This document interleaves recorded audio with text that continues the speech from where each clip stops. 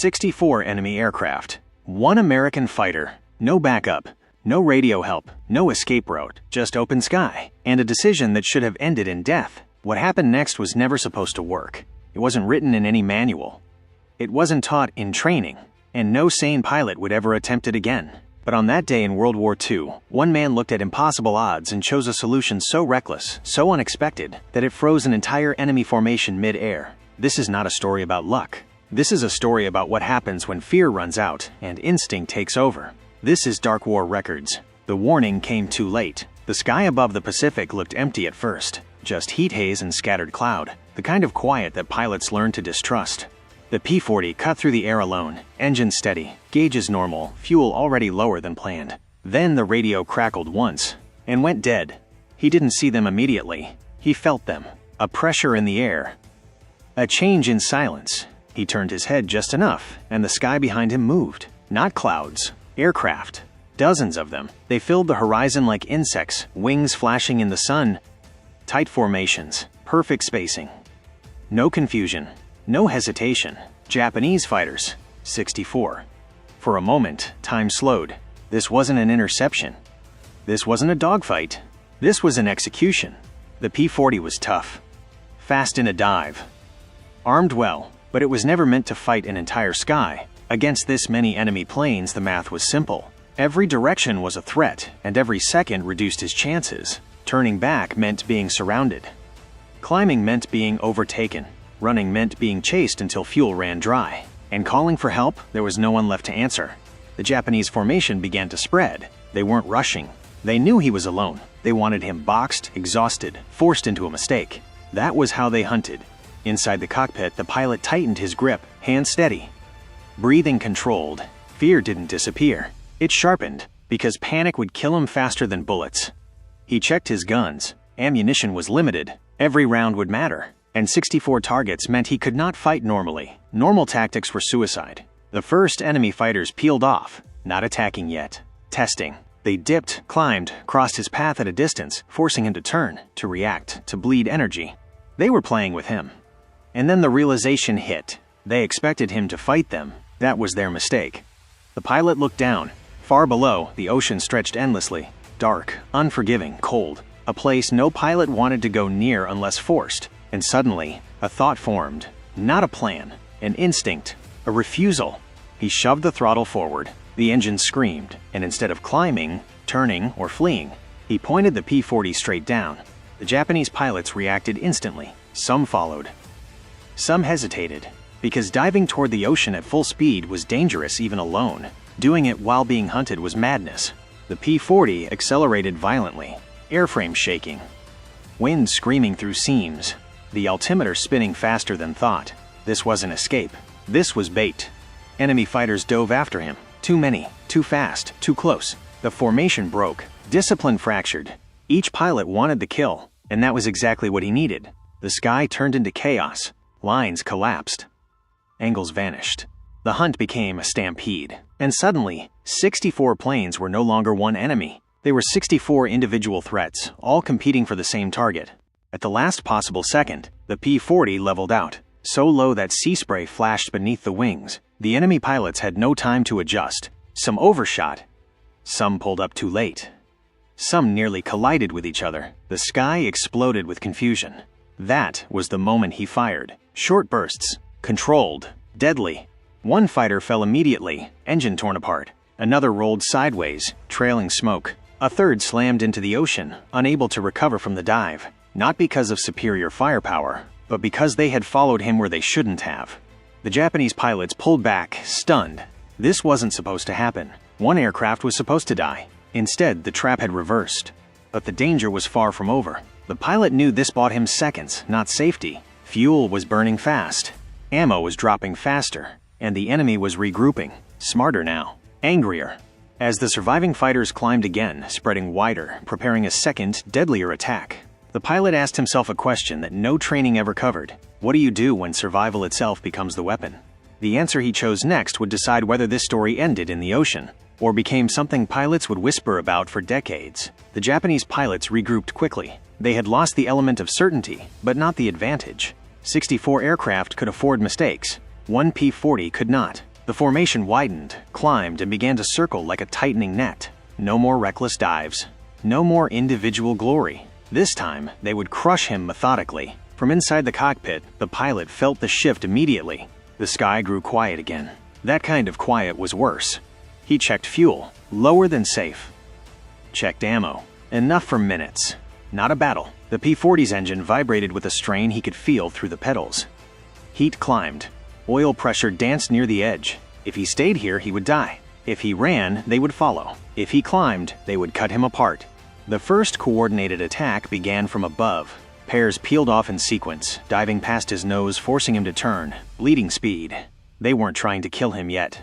They were wearing him down. Every evasive move cost altitude. Every burst of throttle cost fuel. The clock was visible now.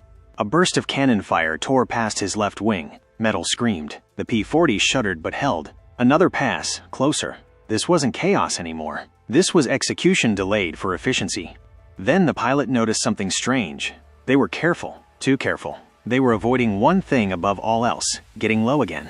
The ocean had rattled them. They remembered what happened down there. Fear had crept in. That was when the second idea formed. More dangerous than the first. More final. He turned toward the rising fighters, straight into their approach path. No evasive turn, no dive, just a steady climb. Slow, deliberate, exposed. Japanese pilots hesitated. This made no sense. He should be running. Instead, he was offering himself. Some broke formation early, firing from too far out. Tracers passed harmlessly wide. Others held, confused by the audacity. That hesitation fractured timing. Again. At the peak of the climb, the P-40 stalled, just for a heartbeat. The engine coughed. Gravity took over, and he rolled the aircraft inverted. The world flipped. Sky became ocean. Ocean became sky. And he dove again, but not straight down. Diagonal. Unpredictable. Two fighters misjudged the move and crossed directly in front of him. The pilot didn't chase. He waited, then fired. One aircraft disintegrated mid-roll. Another spiraled downward, wings shaking violently. Pilot fighting physics he could not win. The kill wasn't clean. It was brutal. And it shocked the formation. Now the Japanese pilots understood. This wasn't a cornered animal. This was something else. Something that refused to play by expected rules. But fear cuts both ways. Anger replaced caution. The next wave came fast and aggressive, ignoring spacing, ignoring fuel limits, ignoring risk. Tracers filled the air. The P-40 took hits, metal tearing, systems failing, alarms screaming. A round punched through the canopy frame inches from his head. Another shredded part of the tail. The aircraft was bleeding. The pilot's world narrowed. No more strategy. No more theory. Just seconds. He dropped flaps partially, something you were never supposed to do in combat at speed. The P-40 slowed abruptly. Enemy pilots overshot again. Not all, but enough. He fired until one gun jammed. Then another. Smoke filled the cockpit. The engine began to misfire. Still, he was alive, and now the enemy was scattered. Not destroyed, but disorganized. The Japanese pilots pulled back again, reassessing. They had lost more aircraft. Not many, but enough to raise an impossible question. How much was this one plane worth? Fuel warning lights flickered. The answer for the pilot was simpler. He was running out of sky. Below him, the ocean waited again. Above him, the enemy regrouped for what would be the final attack. No more hesitation. No more tricks. They would overwhelm him. The pilot adjusted his harness, checked the compass, and made one last decision, not about how to fight, but about where. Because if this was going to end, it would end on terms that denied the enemy everything they wanted. The Japanese formation began its final descent, and the P-40 turned toward the horizon, toward something they hadn't expected him to reach. The horizon looked impossible. Land. Not close. Not safe. But real. A thin line where blue met gray, barely visible through haze and smoke. The Japanese pilots saw it too, and they understood exactly what he was trying to do. If the P-40 reached land, everything changed. Altitude could be traded for terrain. Clouds could break sightlines. Anti-aircraft fire, friendly or hostile, could complicate pursuit. This hunt had to end now. The formation collapsed inward. No more patience, no more angles. They came straight at him. The sky filled with converging aircraft, engines howling, tracers stitching the air like claws. The P-40 shook violently as rounds slammed into its fuselage. The radio was dead. One gun silent, the engine coughing harder with every second. This wasn't a fight anymore. It was survival measured in heartbeats. The pilot didn't look behind him again. Looking back invited panic. Instead, he stared forward, at the horizon, at the growing smudge of land, at the one direction that still offered uncertainty instead of death. A Zero flashed past his left wing so close he could see the pilot's goggles. Another crossed below, firing upward. The P-40 lost power, nearly rolled. The pilot corrected instinctively, hands moving before thought. Training ended here. Only reflex remained. Then, the unthinkable happened. Two Japanese fighters clipped each other while converging. Just a fraction of a second's misjudgment. But at these speeds, fractions were fatal. One aircraft cartwheeled into the other. Both vanished in fire. The formation faltered, not from fear, from shock. They were too close. Too committed. Too many aircraft and too little sky. The advantage of numbers was turning into a liability. The pilot seized the moment. He pushed the P-40 harder than it was designed to go, engines screaming in protest, gauges screaming louder. The aircraft didn't want this. Metal strained. Bolts vibrated loose. But it held. More enemy fire. A burst tore through the wing root. Warning lights flared red. Fuel pressure dropped. The engines sputtered. Caught, sputtered again. This was the last stretch. Below, the water changed color. Shallow. Near land. The pilot dropped altitude deliberately, skimming just above the surface again, not to dive this time, but to force the enemy into a choice. Follow low or lose him. Some Japanese pilots climbed, choosing safety. Others followed. Too aggressive, too determined, too deep now to disengage cleanly. The group split, and split formations died. 1-0 pulled alongside, matching speed. The pilot could see the muzzle flash. He didn't turn away. He turned into it. A violent roll. The Zero overshot. The pilot fired the last working gun. Short. Precise. The enemy aircraft fell away, trailing smoke, skipping once on the water before disappearing. Silence returned for half a second. Then the engine coughed again. Harder. Longer. This time it didn't recover. The P-40 lost power. Not completely, but enough. Enough to know it was ending.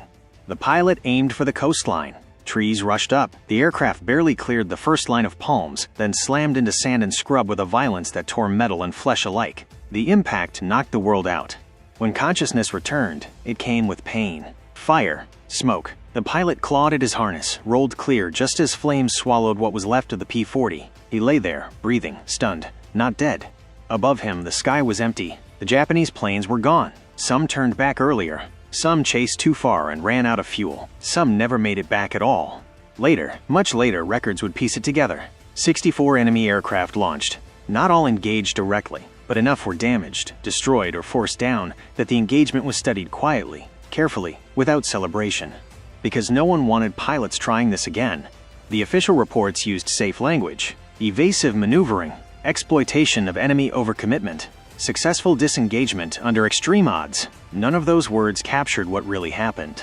One man had turned numbers against themselves. He hadn't outflown them. He hadn't outgunned them. He had outlasted their certainty. And somewhere in Japanese briefings afterward, a quiet rule was added. Never assume the lone aircraft is already defeated. Because sometimes, when fear has nowhere left to go, it becomes something else entirely. The aftermath didn't explode into headlines. There were no photographs of cheering crews. No medals announced over loudspeakers. No official story passed around the squadrons, because what had happened was too dangerous to celebrate. When the pilot was found hours later, he was barely conscious. Burns on his arms. Shrapnel wounds in his legs. Smoke damage to his lungs. The doctors didn't ask how he survived. They asked why he tried. He didn't answer. Not then. Intelligence officers arrived quietly. They didn't want emotion. They wanted detail. How did the engagement start? Why didn't he disengage earlier? At what altitude did the first dive begin? The questions weren't about heroism. They were about prevention. Because if pilots believed one fighter could survive 64 enemies, they would try, and most would die. Japanese losses were confirmed slowly. Not 12, not 20, but enough. Enough damaged aircraft. Enough missing pilots. Enough fuel-starved crashes on the return flight. The number didn't matter. The pattern did. For the first time in Pacific combat reports, Japanese commanders noted something unsettling. Enemy pilot demonstrated intentional exploitation of numerical overconfidence. Overconfidence. That word didn't belong in fighter doctrine. Air combat relied on predictability. Brake when pressured. Disengage when outnumbered. Survive for the next mission. That P-40 pilot had done none of it. He had stayed, not because he thought he could win, but because leaving meant dying anyway. The incident spread through whispers, not official briefings. Stories told late at night in mess halls. A lone P-40, a sky full of enemy aircraft, a pilot who refused to panic. The story changed every time it was told, but the fear stayed the same. Japanese pilots began reporting strange behavior from American aircraft. Lone fighters holding course longer than expected, aggressive dives toward the ocean, refusal to break even when surrounded. Not tactics, attitudes. Command noticed. Both sides did, and both sides reacted differently. American training emphasized discipline even harder. Do not imitate lone engagements. Do not rely on shock tactics. Do not confuse survival with heroics. They didn't say his name. They didn't have to. Japanese doctrine shifted quietly. More emphasis on spacing. Stricter fuel limits on pursuit. Clearer break-off rules. Never let the sky become crowded. Never chase desperation. The Pacific Air War grew colder, sharper, more calculating. The wild early chaos was gone, and in its place came something worse: efficiency. The pilot recovered slowly. He never flew combat again. Not because he was grounded, because command decided he was too dangerous, to himself and to others. They called it medical caution. He understood what it really meant. Years later, historians would argue about the engagement. Some would say the numbers were exaggerated. Others would say the Japanese pilots made errors unrelated to him. They would debate aircraft performance, engine limits, climb rates. They would miss the point entirely. The story was never about 64 planes. It was about what happens when certainty collapses, when the side that believes it cannot lose suddenly realizes it can. That realization doesn't explode. It spreads, quietly, through hesitation, through second-guessing, through moments where pilots pull away instead of pressing. The Pacific War didn't change overnight, but it shifted, just enough. And in war, just enough can decide everything. By the time the Pacific War moved into its later years, the sky had changed its rules again. Not because of one battle, not because of one pilot, but because too many men on both sides had learned what desperation looked like and how dangerous it was to chase it. American squadrons noticed it first. Japanese attacks became sharper but shorter. Fewer prolonged pursuits. More break-offs when conditions turned uncertain. They still fought fiercely. Still killed. Still died. But they no longer chased certainty the way they once had. Briefings reflected the shift. Pilots were warned about bait behavior, about lone aircraft refusing to disengage, about the danger of crowding the sky around a single target. Nobody mentioned the P-40, but everyone understood why the warnings existed. The war dragged on, island by island, airfield by airfield. Aircraft improved. Weapons evolved, but fear remained stubbornly human. Japanese pilots faced a shrinking world. Fuel shortages worsened. Training hours were cut. New pilots entered combat with only fragments of experience. Against that backdrop, the idea of losing discipline, of being pulled into chaos by one aircraft, was no longer acceptable. Command demanded restraint. Restraint was difficult when desperation ruled. On the American side, the story turned inward. Pilots were reminded again and again. Survival was not bravery. Aggression was not victory. And refusing to disengage was not heroism, because for every man who survived impossible odds, there were dozens who didn't and left no story behind.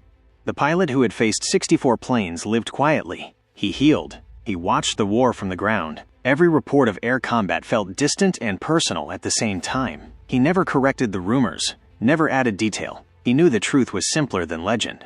He hadn't planned to change anything. He had simply refused to die quietly. And sometimes, that was enough to bend the shape of a war. As 1944 bled into 1945, the balance tipped decisively. American numbers overwhelmed the Pacific. Air superiority hardened into inevitability. Japanese pilots still fought, but now against time as much as enemies. The sky became crowded again, but not with confidence, with exhaustion. Late war engagements were brutal and brief. Less maneuvering, more direct attacks. Less room for hesitation. The lesson learned years earlier still applied. Crowded skies killed indiscriminately. The war approached its end not with one final aerial duel, but with absence. Fewer interceptions. Fewer launches. Fewer pilots left to climb into cockpits. When surrender finally came, the sky felt empty in a way no one celebrated. Too many planes had fallen into the sea. Too many men had vanished without witnesses. The engagement with 64 planes never appeared in headlines. It survived only in fragments, in training notes, in post-war interviews, in the quiet caution that followed lone aircraft encounters. It wasn't a victory. It wasn't a tactic. It was a warning. Because the most dangerous enemy in the air was not speed, or numbers, or firepower. It was the moment when a man decided he had nothing left to lose. When World War II finally reached its end, there was no moment when the sky announced it. No last dogfight. No final chase. Just fewer aircraft rising each morning, until one day there were almost none at all. The Pacific grew quiet in stages. First, the long-range patrols stopped meeting resistance. Then, bombers flew without interception. Then, even the warning radars went silent. The war didn't end in the air. It faded. After surrender, intelligence officers reviewed everything. Every engagement. Every anomaly. Every report that didn't fit doctrine. Among them was the encounter no one wanted to teach, but no one dared ignore. One P-40. Overwhelming numbers, an outcome that logic said should never exist. Officially, it remained a footnote. Unofficially, it became a lesson, not about tactics, not about aircraft, about limits. Post-war air combat theory changed quietly. Psychology became part of training. Decision-making under extreme odds was studied. Overconfidence was identified as a vulnerability, not a strength, because the war had proven something terrifying. Numbers could lie. Certainty could collapse, and one man, pushed far enough, could distort an entire battle space. The pilot returned home. No parade, no headlines, just another uniform folded away. He didn't speak at reunions. Didn't write memoirs. Didn't correct historians. He understood something most never would. The sky didn't reward bravery. It punished mistakes. Years later, younger pilots asked questions. What do you do when you're outnumbered? What do you do when escape is impossible? There was no official answer, because the truth was uncomfortable. Sometimes survival isn't found in maneuver or firepower. Sometimes it's found in denying the enemy what they expect most: fear. That day over the Pacific didn't change the war by itself, but it changed how men felt in the sky afterward. And in combat, feeling decides before weapons do. World War II ended. Jets replaced propellers. Missiles replaced guns. But the lesson remained, passed down without names or dates. Never assume the lone aircraft is already dead. Never crowd desperation. Never forget that certainty is fragile. Because when 64 planes surround one man and that man refuses to behave like prey, the sky itself becomes unpredictable. This was not a legend, not a myth. It was a moment when survival rewrote the rules and left everyone who witnessed it speechless. This is Dark War Records.